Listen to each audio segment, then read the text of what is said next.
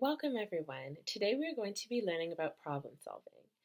Today's lesson is for youth aged 16 to 18 years old, and groups will be made between 5 and 15 youth at a time. As you already know, problem solving is a very essential tool to get through everyday life. And at this stage, youth 16 to 18, they may be going through a lot of milestones and challenges through their life, whether it's high school, graduation, employment, personal life, identity, and many other factors that can become stressful and really take a toll on someone. There is no doubt that this stage is one of the most stressful because there's a lot of decision making that you may have to make, and with decisions come problems, of course, and youth need guidance on how to overcome these challenges. Whether the issue is big or small, we all have goals that we want to try and meet, challenges we'll face, and we'll always try and strive to overcome them. And there will always be hurdles. So that is why it's important to know how we can successfully solve these problems. Before we get into the lesson, I'd like to do a little warm up activity just to break the ice and for everyone to get familiar with one another. It's a given that being in a new group can be intimidating and people may be nervous meeting new people. So this is just a little exercise just to warm us up and make us comfortable around each other. So the icebreaker is called Destination Imagination. It works with any size group. Each group member will think of an island, a country, or a city that they visited, or an island, city, or a country that they always wanted to go to. And what they would do, each group member would come up with 3 clues that would help the others guess the destination that they have in mind. But the trick is that you are supposed to act them out. So you're not going to say your clues, you're going to act them. For example, if I was thinking about Hawaii, then I would do the hula dance. So it's just a little fun activity to get things rolling. And whoever guesses the most destinations out of the group wins.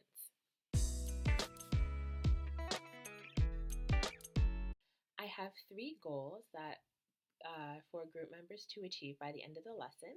The first goal is that participants will be able to clearly identify and define problems. The second goal would be for participants to be able to come up with reasonable alternatives to the problem. And lastly, participants will be able to apply appropriate solutions to their problems. Before we get started into the lesson, there is a short clip that I would like you guys to see that further explains problem solving. So let's take a look before we get started.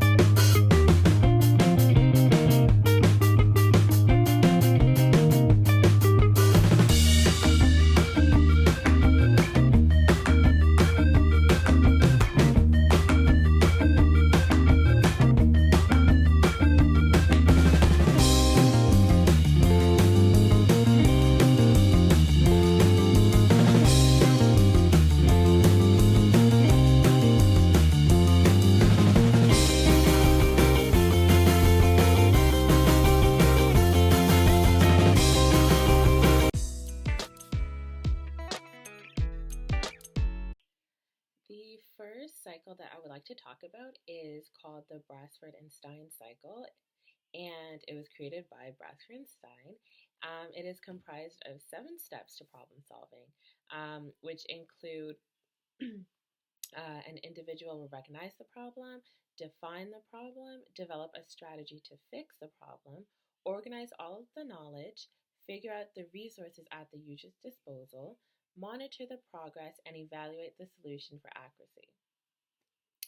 There's a lot of steps that go into this model, but we are going to be exploring another simpler model as well. The Bransford and Stein call this a cycle rather than a theory or a model because once a problem is completed, another problem will occur. And that's, in simpler words, that's saying if we are to encounter some sort of problem, whether it is work or school or whatever the problem may be, once we overcome that problem, there may be something that is similar down the road to happen. So that's what they mean by a cycle. Another element that I would like to look at is called the Blanchard Field model.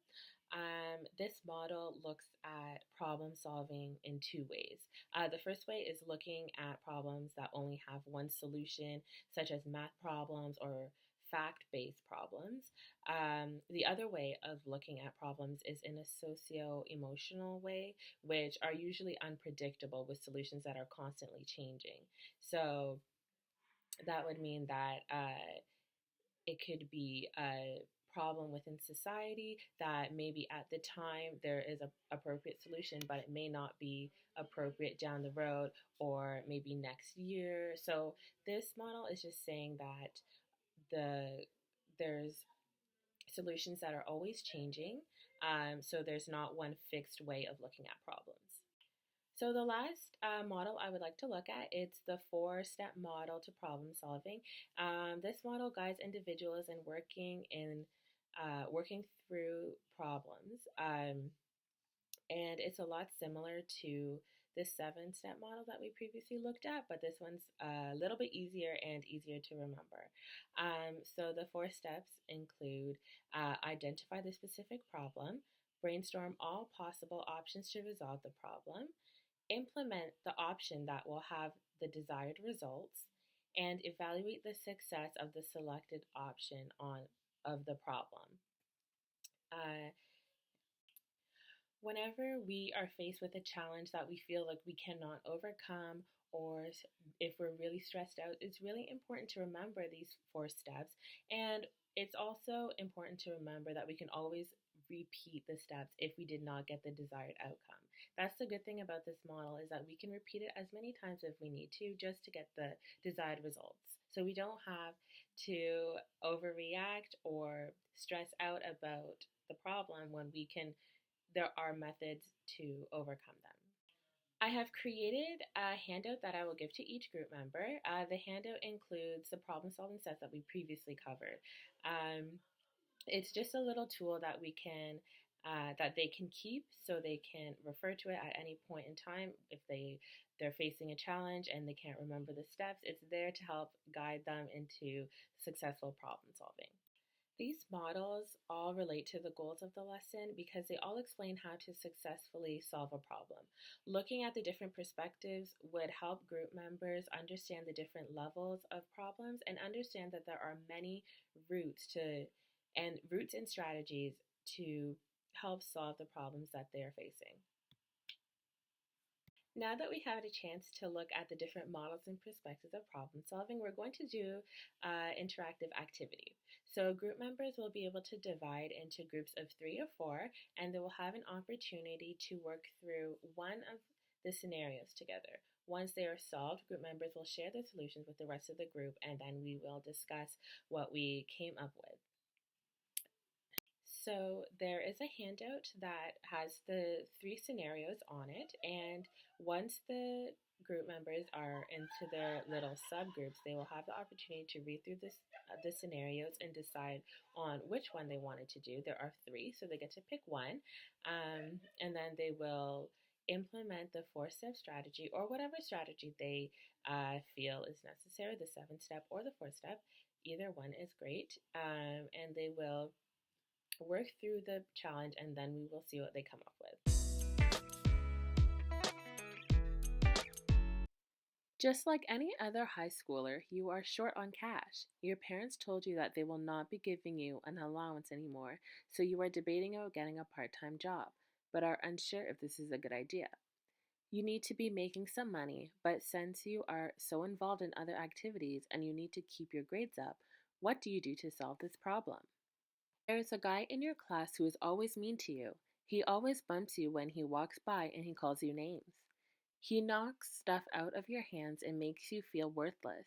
You don't think you can take it anymore. What could you do? Joey is a 15-year-old.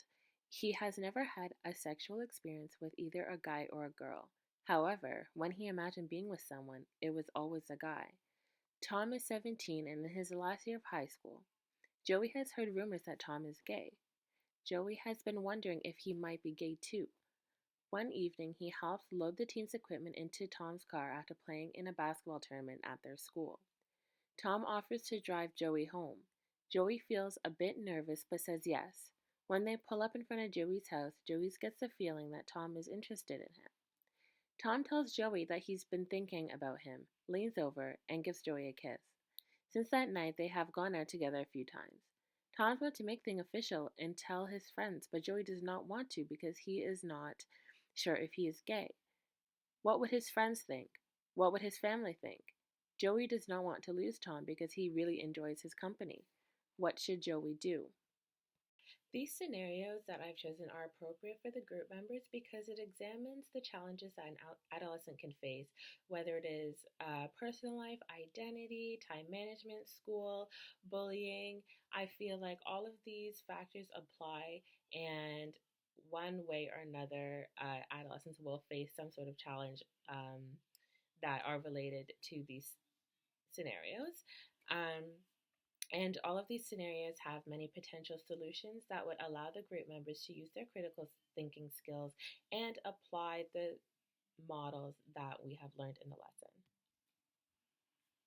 These activities do give the participant a chance to apply and practice the skills they have learned because they will have the opportunity to work through different scenarios that all consist of challenges. Here they will be able to analyze, work through, and apply their new skills to successfully solve the problems. Now let's look at some problem-solving strategies. Brainstorming, which is coming up with many possible solutions. Divide and conquer, break down a big complex problem into smaller, more manageable parts, and work your way to solving the problem as a whole. Trial and error, which is testing possible solutions until the right solution is found. Lateral thinking, approaching solutions indirectly and creatively. Research, exploring and adapting existing ideas and applying them to the problem.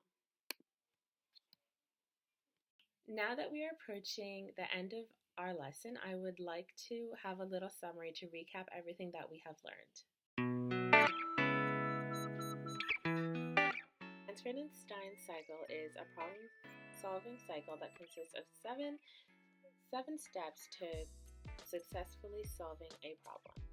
Blanchard Field's model looks at problems in two ways, one that is just black and white and the other in a socio-emotional way. The four-step problem-solving method consists of identifying, brainstorming, implementing, and evaluating. The most important thing to remember is that problems lead to growth. Many people see their problems as unwelcomed aspects in their lives or roadblocks, but the truth is that having problems are an essential part of human experiences, and having these problems and learning how to solve them successfully are the building blocks to happy living.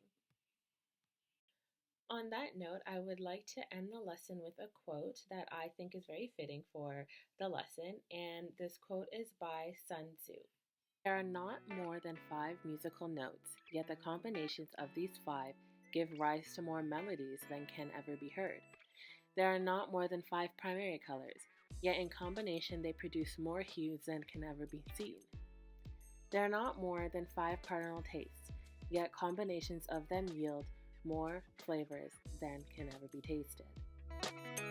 To conclude, I'd like to thank everyone for coming out and participating in the problem solving lessons plan. I hope you took a lot from this program, and I hope that you're able to gain new skills or enhance the skills you already have and be able to implement these strategies into your daily life. And on that note, I would just like to say thank you and have a great day.